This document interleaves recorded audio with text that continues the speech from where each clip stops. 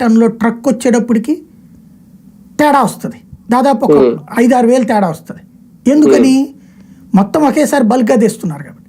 అట్లాగే ఇక్కడ పంచదార ఫర్ ఎగ్జాంపుల్ విదేశాల్లో 6 రూపాయలకు దొరుకుతుంది. ఇప్పుడు పెరిగి ఉండొచ్చును, నేను మాట్లాడిన రోజు చెప్తున్నా 6 రూపాయలు. అప్పుడు ఇక్కడ 15 రూపాయలు 20 రూపాయలు ఉంది. 6 రూపాయలకి తెచ్చిన దాన్ని ఇక్కడికి 8 రూపాయలు అవుతుంది ఇక్కడ దించినప్పుడు. అప్పుడు ఈ పంచదార ఆధారితమైనటువంటి పరిశ్రమలు ఆ పోర్టు దగ్గరలో ఉన్నాయి అనుకోండి, ఎంత మార్పు ఉంటుంది? వాళ్ళకి ట్రాన్స్పోర్టేషన్ కార్డు తగ్గిపోయినట్టే కదా. రెండవది ఫర్ ఎగ్జాంపుల్ ఇక్కడ మన దగ్గర టమోటా ఉంది, లైక్ మన టమోటాలు రేట్లు పడిపోతుంటే చూస్తారు కదా, దాన్ని ఏం చేసుకోవాలో మనకి తెలియదు.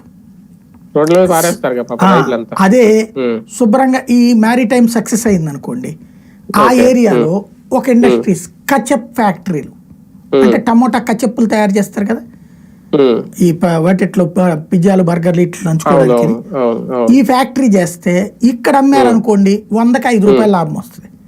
అదే ఏ అమెరికా యూరోప్ దేశాలకు పంపిస్తే 100కి 50 రూపాయలు లాభం వస్తుంది. అలా పంపించాలి అంటే ట్రాన్స్పోర్టేషన్ ఉండాలి.